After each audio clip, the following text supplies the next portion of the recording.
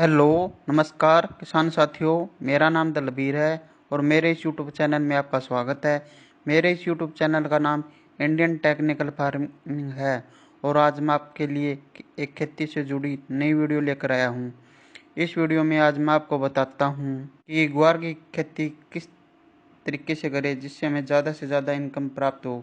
ग्वार की खेती के लिए उपयुक्त समय कौन सा है, ग्वार की खेती के लिए फसल चक्र अपनाना क्यों जरूरी है, ग्वार की खेती के लिए कौन सा बीज का चुनाव करें, कौन कौन सी इसकी उन्नत किस्में हैं, किस तरह में बीज का उपचार करना है और इसके लिए हमें बीज की मात्रा की कितनी जरूरत पड़ेगी। इसकी खेती सिंचित तथा असिंचित क्षेत्रों में की जाती है। ग्वार की खेती के लिए जल प्रबंधन का होना बहुत जरूरी है और इसमें कीट प्रबंधन व रोग प्रबंधन भी बहुत ज़रूरी है। इसके बाद हम इसकी कटाई व कटाई करते हैं। अब हम बात करते हैं कि इसकी बिजाई के समय कौन कौन सी सावधानी रखें जिसके कि बीज का अंकुरण 100% तक हो, जिससे कि हमें कम खर्च व कम समय में ज़्यादा से ज़्यादा फसल की पैदावार प्राप्त हो, जिससे कि हमें एक अच्छी इनकम प्राप्त हो। कर इस वीडियो को अंत तक जरूर देखें ताकि आपको खेती से जुड़ी सभी जानकारी प्राप्त हो। अगर आप चैनल पर नए हो तो इस वीडियो को लाइक, शेयर और चैनल को सब्सक्राइब जरूर करें ताकि अन्य किसानों को जानकारी प्राप्त हो अगर आप और आने वाली वीडियो की नोटिफिकेशन आपको मिलती रहे। चलो चलिए वीडियो को स्टार्ट करते हैं। शुष्क व अर्धशुष्क इलाकों में होती है। यह गर्म मौसम की फसल है जिसे बाजरे के साथ मिलाकर बोया जा सकता है। इसे हरी सब्जी के रूप में भी इस्तेमाल किया जाता है। कुछ जगहों पर इसे हरे चारे के रूप में भी प्रयोग करते हैं। इसका अच्छा दाम भी मिलता है। इससे किसान सालाना लाखों रुपए की कमाई कर सकते हैं। इसकी खेती मुख्य तौर पर राजस्थान, हरियाणा, उत्तर प्रदेश, एमपी व महाराष्ट्र के कुछ हिस्सों में की जाती है। महाराष्ट्र में लगभग 9 हेक्टेयर क्षेत्र में इसकी खेती की जा रही है। कृषि विभाग के अधिकारियों ने बताया कि पशुओं को ग्वार खिलाने से उनमें ताकत आती है, दुधारू पशुओं की दूध देने की क्षमता में वृद्धि होती है। ग्वार से गोंद का निर्माण भी किया जाता है।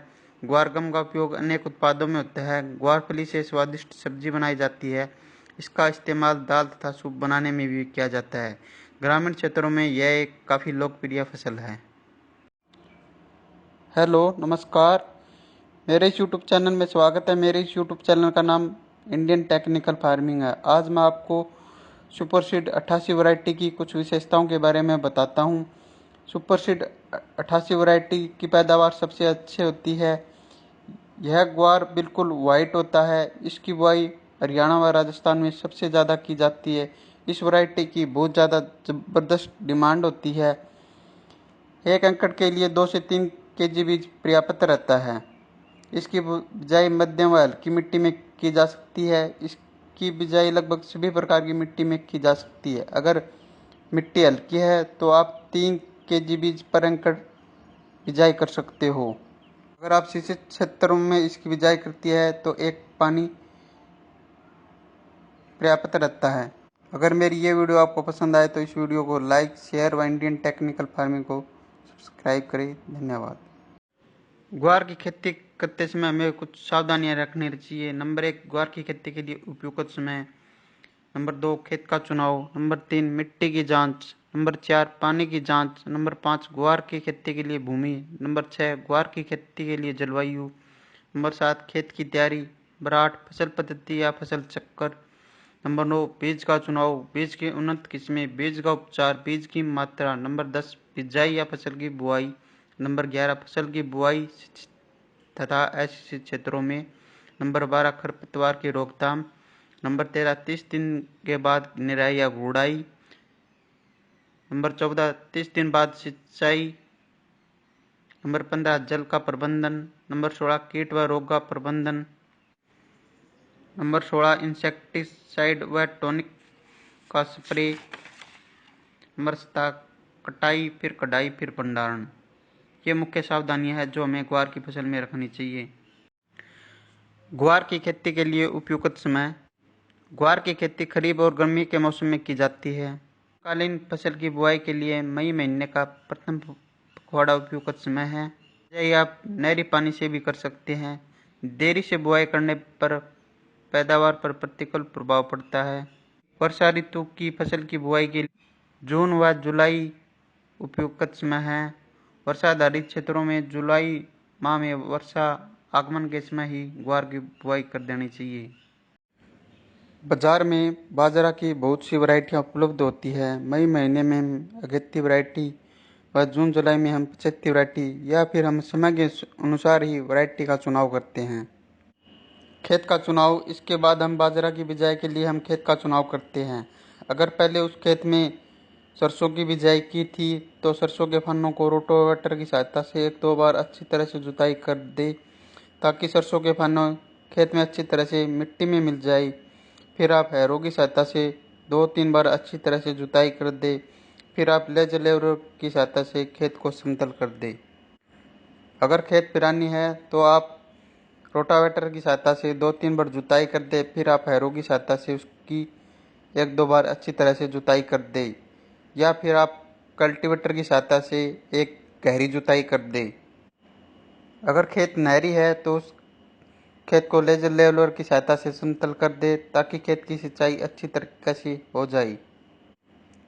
मिट्टी की जांच, सबसे पहले अपने खेत की मिट्टी की जांच करवा ले, जिससे हमें यह पता चल जाता है कि यह मिट्टी में कौन कौन से पोषक तत्वों की कमी है और खेत की मिट्टी किन किन फसलों के लिए उपयुक्त है और इस मिट्टी में कौन कौन सी फसलें उगाई जा सकती है, जैसे गेहूँ, चना, अरहर, सरसों, राया, बरसीन, गन्ना, आलू, मक्का, बाजरा, कपास। मिट्टी की जांच से हमें यह पता चल जाता है कि इस मिट्टी का पीएच मान कितना है और इसमें कौन कौन सी फसलें उगाई जा सकती हैं। पानी की जांच, अगर आप फसल की बिजाई के लिए नहरी पानी का इस्तेमाल करते हैं तो यह सभी प्रकार की फसलों के लिए अच्छा है और इसमें बीज का अंकुरण 100% हो जाता है। अगर आप ट्यूबवेल के पानी से फसलों की बिजाई करते हैं तो आप सबसे पहले ट्यूबवेल के पानी की जांच करवा लें। अगर ट्यूबवेल का पानी पीने में मीठा है तो इसमें पानी का पीपीएम ज़्यादा हो सकता है और बीज अंकुरण के समय यह एक समस्या बन जाता है। अगर पानी का पीपीएम 1000 से कम है तो यह सभी प्रकार की फसलों के लिए अच्छा है और इसमें बीज का अंकुरण 100% हो जाता है। अगर पानी का पीपीएम 1000 से ज़्यादा है तो इसमें बीज का अंकुरण सही तरीके से नहीं हो पाता है, इसलिए पानी की जांच करवाना बहुत ज़रूरी है। ग्वार की फसल में हमें ट्यूबवेल के पानी का इस्तेमाल नहीं करना चाहिए क्योंकि इससे ग्वार की फसल अच्छी नहीं होती है। अगर सिंचाई के लिए जरूरत पड़े तो हमें नहरी पानी का ही इस्तेमाल करना चाहिए। खेत की तैयारी व गोबर की खाद, अगर आप खेत में गोबर की खाद का इस्तेमाल करते हैं तो 8 से 10 टोली 1 एकड़ के लिए पर्याप्त रहती है। गोबर की खाद जमीन में अच्छी तरह बिखेर कर जमीन को समतल कर देना चाहिए। ग्वार की खेती के लिए भूमि, ग्वार की खेती के लिए उचित जल निकास वाली दोमट व बलुई दोमट मिट्टी सर्वोत्तम रहती है। यह फसल सिंचित व असिंचित दोनों क्षेत्रों में सफलतापूर्वक उगाई जा सकती है। हल्की क्षारीय व लवणीय भूमि जिसका पीएच मान 7.5 से 8.5 तक हो, वहीं पर ग्वार की खेती आसानी से की जा सकती है। ग्वार के लिए एक जुताई मिट्टी पलटने वाले हल या डिस्क हैरो से क्रॉस जुताई कर पट्टा लगा देना चाहिए। इसके उपरांत एक कल्टीवेटर से जुताई पर्याप्त रहता है जिसमें मृदा नमी संरक्षित रहे। जुलाई जून के द्वितीय पखवाड़े में ही करनी चाहिए। इस प्रकार तैयार खेत में खरपतवार कम पनपते हैं। ग्वार फसल के लिए जलवायु, ग्वार एक सूखा सहन करने वाली व गर्म जलवायु की फसल है। यह उन क्षेत्रों में आसानी से उगाया जा सकती है जहाँ पर औसत वार्षिक वर्षा 30 से 40 सेंटीमीटर तक होती हो। बीजों के अंकुरण व जड़ों के विकास के लिए 25 से 300 सेंटीमीटर के नीचे तापमान उपयुक्त होता है। ग्वार एक प्रकाश संवेदनशील फसल है, अतः इस फसल में फूल व फलियों का निर्माण केवल खरीफ के मौसम में ही होता है। अत्यधिक बारिश, बरसात व ठंड को यह सहन नहीं कर पाती है। जिन क्षेत्रों में अत्यधिक गर्मी पड़ती है परंतु सिंचाई की सुविधा उपलब्ध है, वहाँ पर ग्वार की खेती से भरपूर पैदावार ली जा सकती है। शुष्क और अशुष्क दोनों दशाओं में इसकी खेती आसानी से की जा सकती है। ग्वार एक उष्ण कटिबंधीय फसल है जो 18 से 30 डिग्री सेल्सियस के औसत तापमान पर पकती है। खरीफ की गर्म और आर्द्र जलवायु के कारण पेड़ों की वृद्धि बहुत अच्छी होती है। सर्दी के मौसम में इन फसलों की खेती लाभदायक नहीं होती है। यह फसल सभी प्रकार की मिट्टी में उगाई जा सकती है। अच्छे जल निकास वाली मध्यम से भारी मिट्टी में फसल अच्छी तरह से बढ़ती है। यदि मिट्टी की सतह 7.5 से 8 के बीच है तो फसल अच्छी तरह से विकसित होती है जिससे फसल की पैदावार में अच्छी वृद्धि होती है। फसल पद्धति या फसल चक्र, फसल चक्र को क्रॉप रोटेशन के नाम से भी जाना जाता है। किसी निश्चित भूमि में निश्चित समय वाली फसलों को लगातार अदल बदल कर बोना ही फसल चक्र कहलाता है। फसल चक्र का मुख्य उद्देश्य है किसी भी तरह के पौधे के लिए भूमि में मौजूद पोषक तत्वों के सदुपयोग से भूमि की भौतिक और जैविक स्थिति में संतुलन बनाए रखना होता है। लगातार फसल चक्र अपनाने से किसान भाई को फसल में आने वाली कई तरह की परेशानियों से छुटकारा मिलता है। फसल चक्र का इस्तेमाल कर किसान भाई अपनी भूमि से लगातार अच्छी फसल ले सकते हैं और इसके अपनाने से खेत की उर्वरकता भी बनी रहती है। जबकि एक ही फसल को लगातार उगाने से किसान भाइयों को फसल की कम उपज मिलती है और एक ही फसल को खेत में लगातार लगाने से मिट्टी में बीज जनित और मृदा जनित रोग भी बढ़ जाते हैं, जिसके कारण भूमि में विषैले गुण आ जाते हैं। भूमि के अंदर विषैले गुण उत्पन्न हो जाने पर भूमि में पाई जाने वाली छोटे उपयोगी मित्र कीट नष्ट हो जाते हैं और भूमि धीरे धीरे बंजर रूप धारण करने लगती है। फसल चक्र के फायदे। फसल चक्र के अपनाने से भूमि की उर्वरक शक्ति बनी रहती है। फसल चक्र के अपनाने से भूमि में अम्लीय और क्षारीय गुण, पोषक तत्व और जैविक पदार्थों की मात्रा संतुलित रहती है। फसल चक्र के अपनाने से फसल में कई तरह के कीट और बीज जनित रोग नहीं लगते हैं। इसके अपनाने से फसलों में पैदावार अधिक मात्रा में प्राप्त होती है, जिसकी गुणवत्ता भी अच्छी पाई जाती है। भूमि में फसल चक्र अपनाने से रासायनिक उर्वरक कम मात्रा में इस्तेमाल किए जाते हैं, जिससे मिट्टी दूषित होने से बचती है।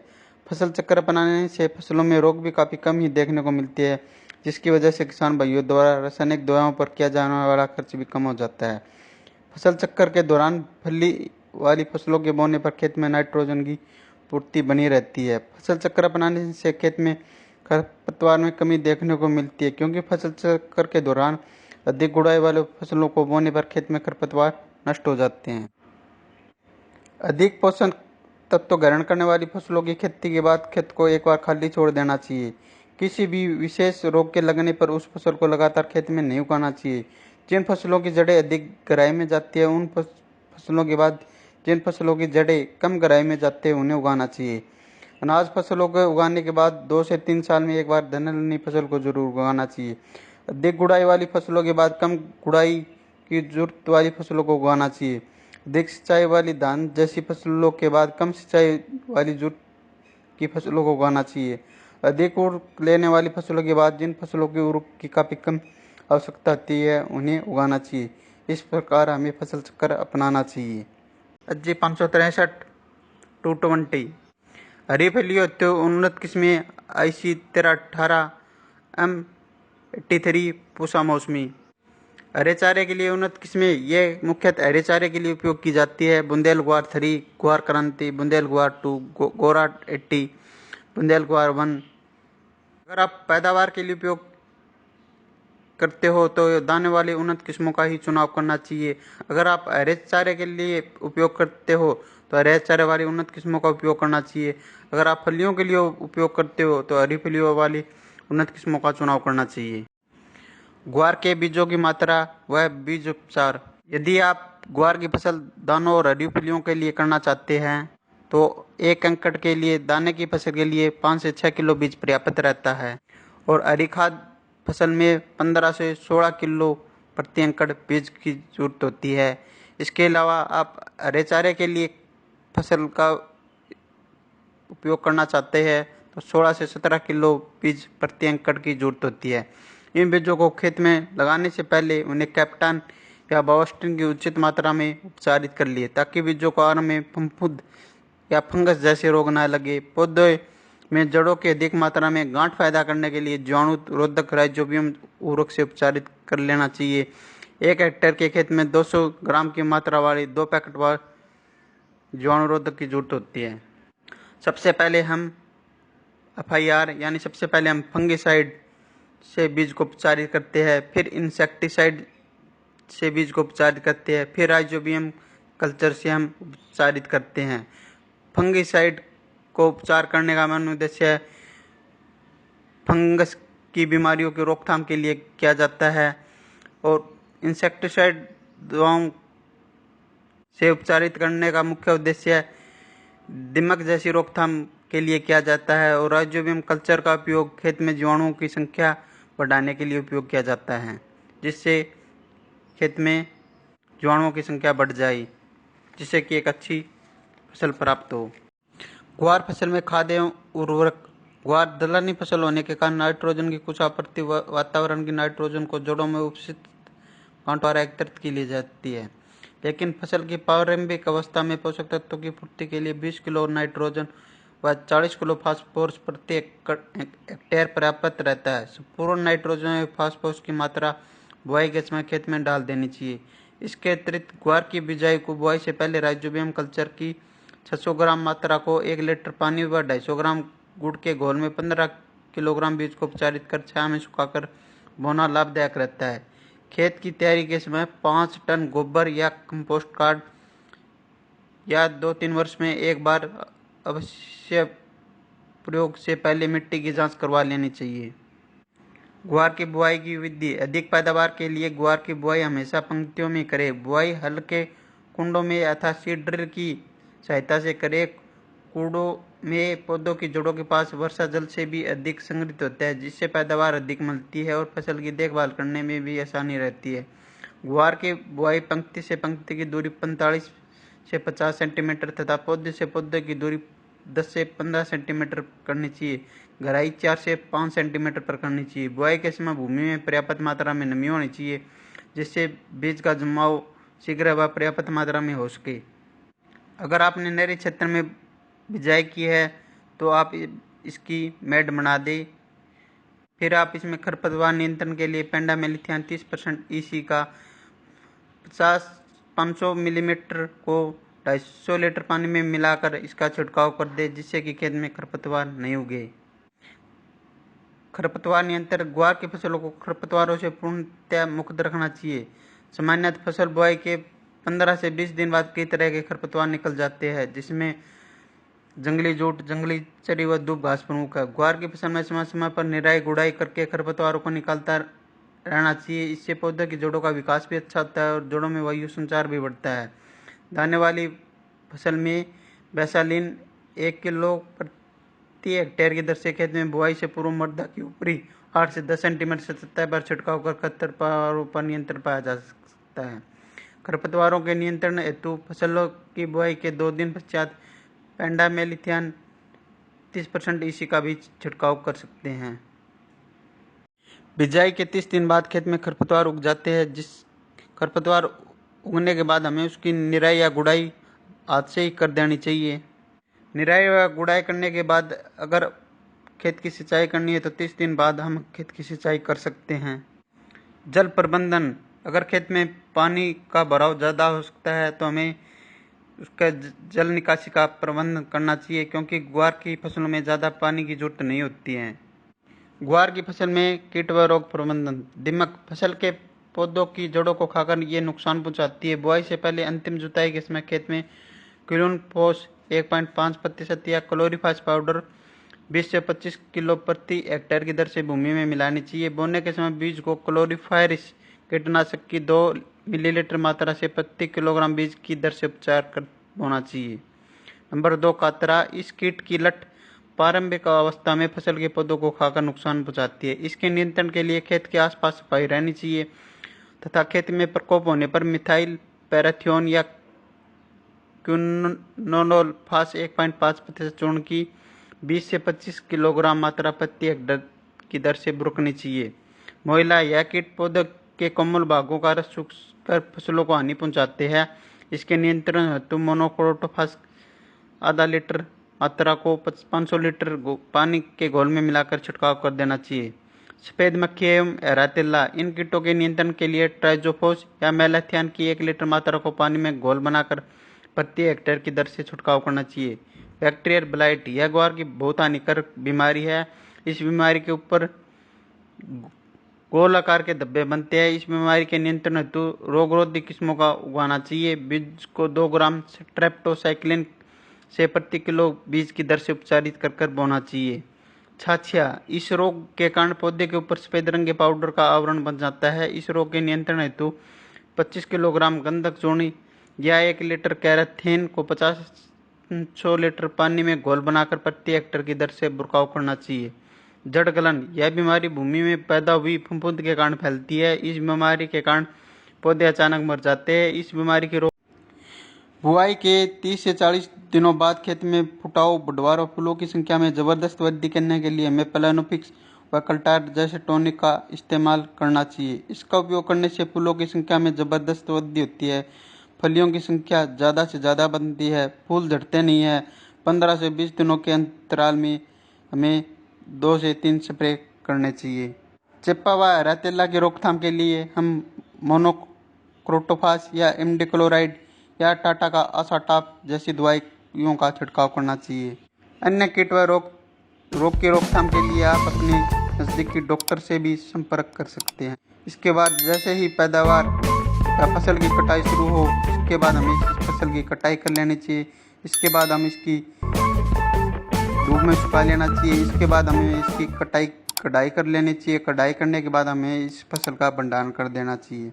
अगर आपको ये मेरी वीडियो पसंद आए तो इस वीडियो को ज़्यादा से ज़्यादा like, share, Indian technical farming को